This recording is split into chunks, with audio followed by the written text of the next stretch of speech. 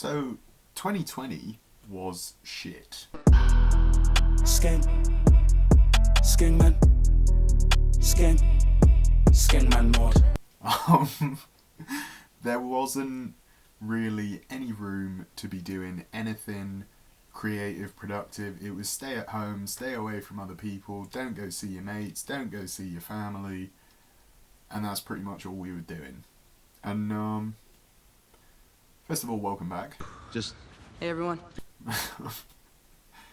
But yeah, so in terms of what I wanted from the year, I didn't get the things I thought I wanted, but in terms of the progression made, in terms of like my career, or just my progression in general, Stood still on my lonely, thinking about progression. I think that for me, I had a relatively prosperous 2020 as much as I could. You know, I found employment, I've sort of deepened my roots with the Salisbury creative community. I feel more established, a little bit more like there's a foundation underneath me. My photography got way better this year purely because during the first lockdown I was like, right, I'm gonna go out and take photos, and just haven't stopped since then. So that was nice, and seeing like where I came from and like the just white kind of photo. I don't know how to describe it, but they were all just really sort of bright white, and then the sort of contrast to what my style has turned into now, which is all really dark and vibrant colours. And yeah, it's been incredibly interesting to see how in a year where I couldn't do what I'd planned on doing, I've probably progressed more than any other year in my life so far. And looking back on like all of it, like I suppose the start of this channel was Quarantine Diaries. So like episode 1 of Quarantine Diaries, that was mad.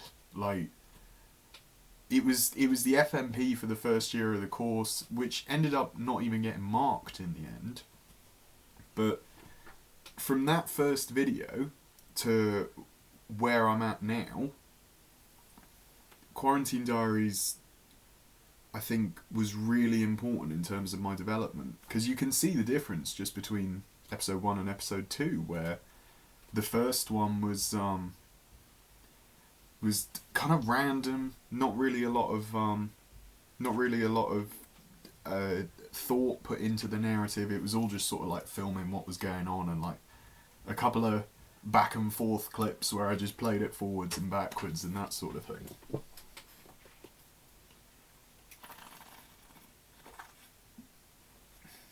And then you look at the second one, which was probably made like, I don't know, like 2-3 months later, and the more thought was put into the narrative and the storytelling element of the video production, and as a result it really showed. Like I feel like even watching it now, like it's quite clear what's going on.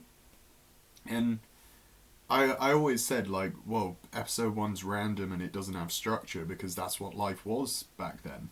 You know, in the first lockdown, nobody really had any experience of it. Nobody really knew what to do. And so it was just kind of like, oh, well, I guess I'll, like, sit at home and watch TV, and that was it. It's been like the year of TV.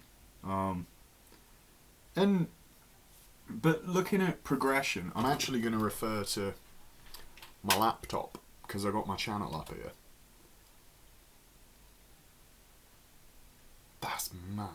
That's mad. So I've got over 30 videos on my channel, and the majority of the beginning was all centered around Quarantine Diaries. The most viewed video on my channel is the evaluation of self-isolating and creating my FMP.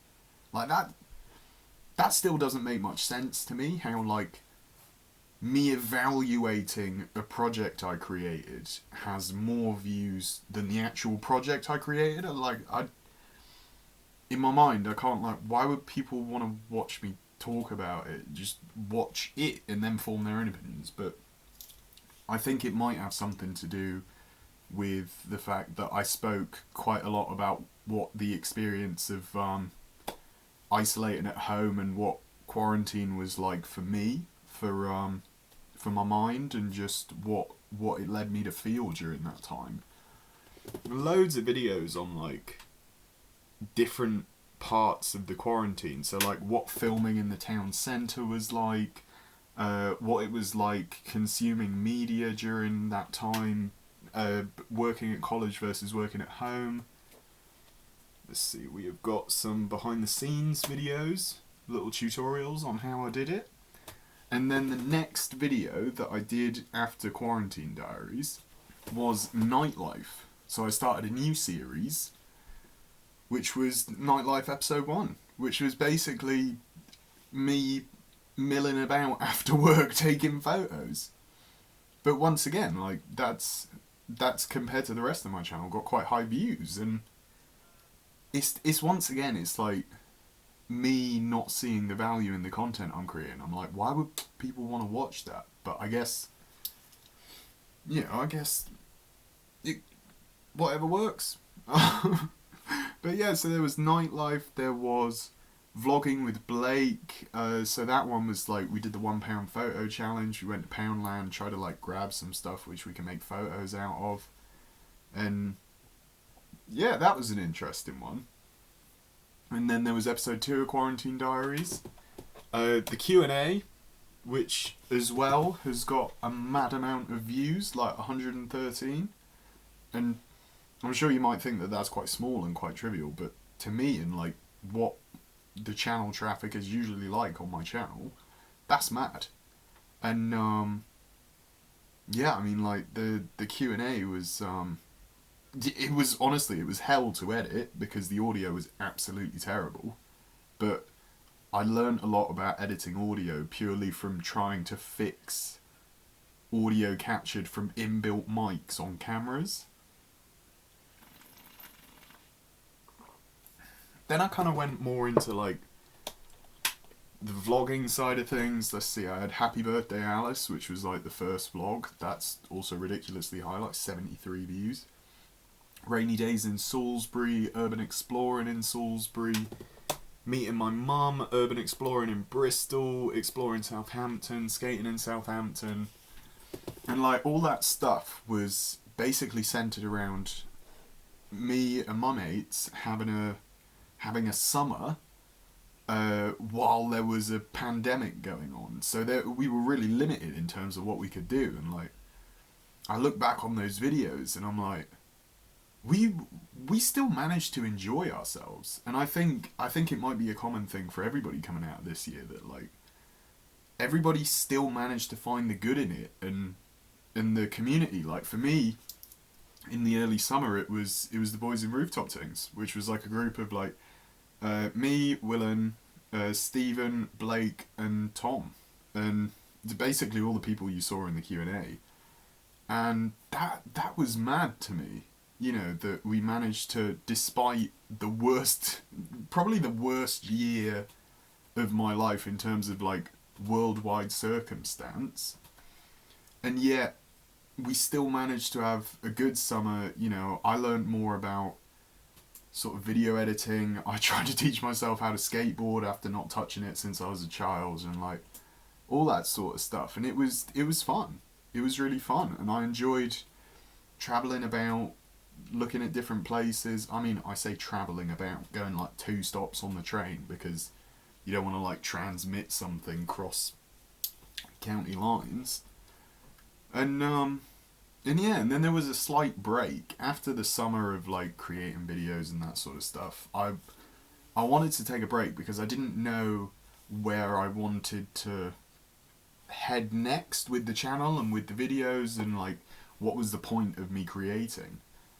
And I still, to be honest with you, haven't found it yet. The main purpose of me creating content for YouTube is purely so I can learn about creating content. I'm the type of person who just learns through practice and just through doing stuff. So for me, the purpose at the moment in terms of the videos that I put out is purely so I've always got videos and photos to be editing, and I'm always learning, deepening my understanding of it, because I'm like constantly running into problems and problem solving them. So let's see, so there was the goodbye for now where I was like, I need to figure out why I'm doing this, but also I need a bit of a break. And then there was, I kind of stepped back into it with my recharging video, which, to be honest with you, is probably my favourite video on the channel. It to me really sort of summed up,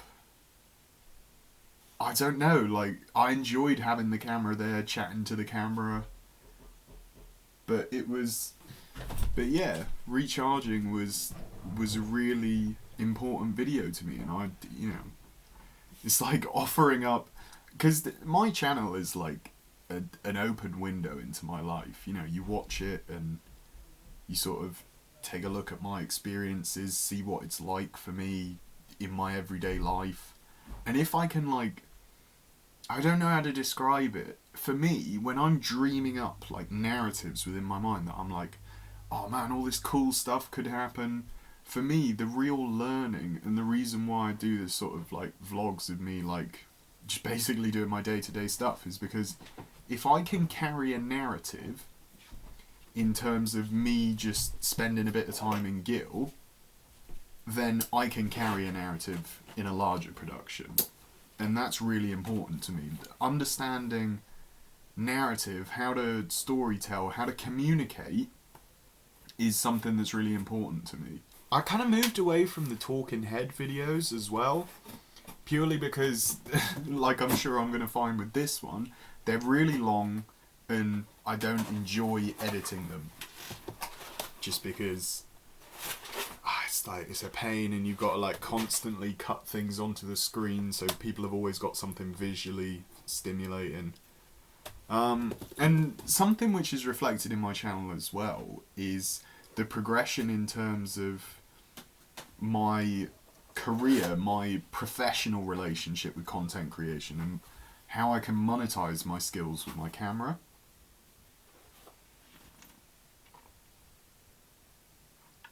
Because at first what started the channel at the beginning sort of started out as me mucking about with my mates and just trying to like amuse ourselves while we were going through a pandemic, has now sort of turned into a behind the scenes look at me trying to forge a path for my future with my camera and what I can use those skills for. So looking at that progression is crazy, because on the one hand I've got like all those travel urban exploring vlogs, and on the other hand I've got much more focused around content creation, progression, photography, and the behind the scenes look at that. The videography side of it, my work with Brunton. But yeah, the two sort of opposites. And then obviously there was Bramble. When I got Bramble, I was like,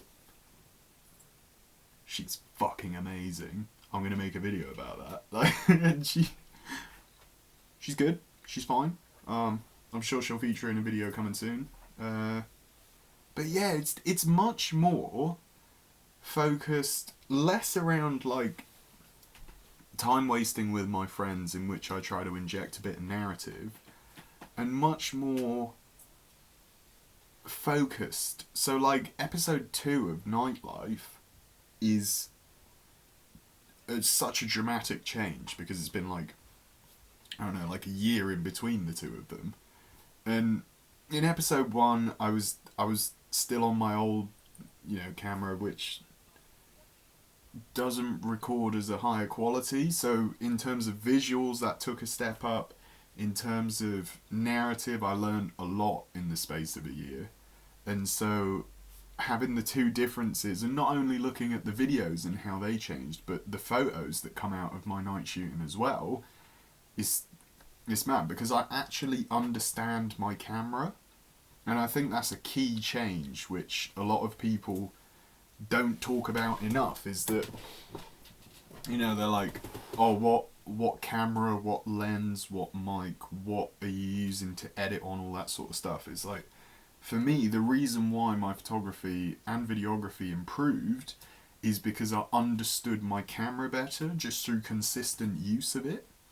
And I think that that is a really sort of overlooked aspect of it. I know the difference when picking up my camera, whether the battery's charged or not, because there's like a difference in weight. I know what's in my camera bag based on how heavy it is and that sort of stuff. And I understand the fundamentals of, like the exposure triangle, the shutter speed, aperture, ISO, and all those sorts of things. And deepening and developing my understanding of them has all added up to like me just improving to the point where I'm at now, where I'm changing the color profiles within the camera so I can get better color grading experience when I'm editing the videos. And like this sort of stuff I wasn't even thinking about.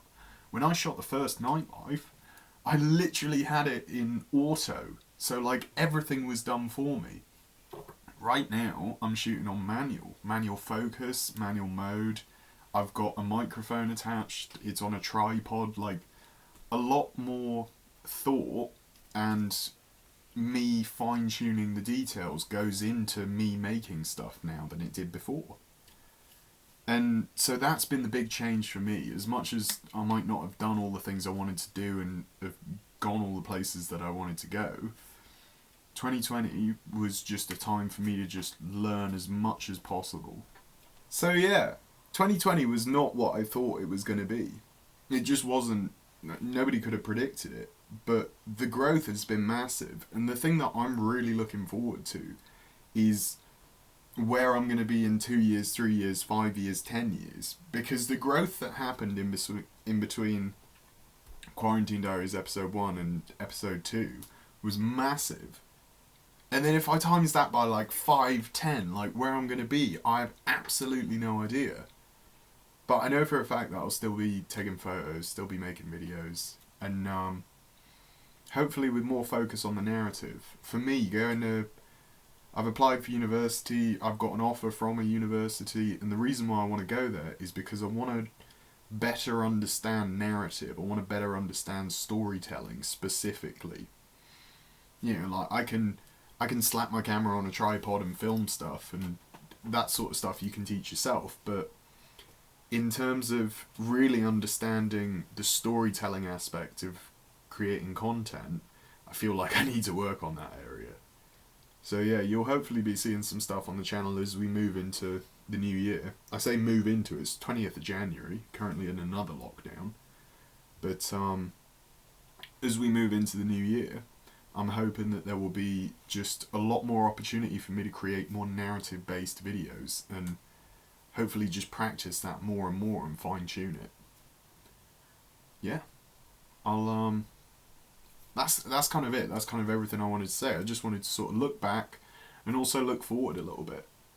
But the thing I'm looking forward to the most is probably going to the cinema again. I'm hoping that, like, we get the vaccine. I don't even really care if I am vaccinated. I just want other people to be, so they can be safe, and I don't have to think like, oh my god, if I see my friends, am I somehow going to indirectly kill somebody by transmitting something? I just want to like go to the cinema, go sit in like Costa, Starbucks, whatever. And yeah, I just want the simple things to return. And Here's hoping that 2021 is a lot kinder to us than 2020 was. I'll see you in the next one.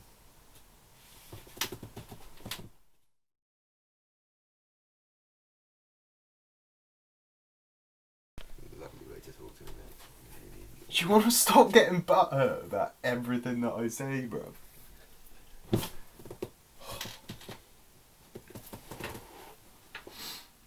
Wait. No, I could not hold that in.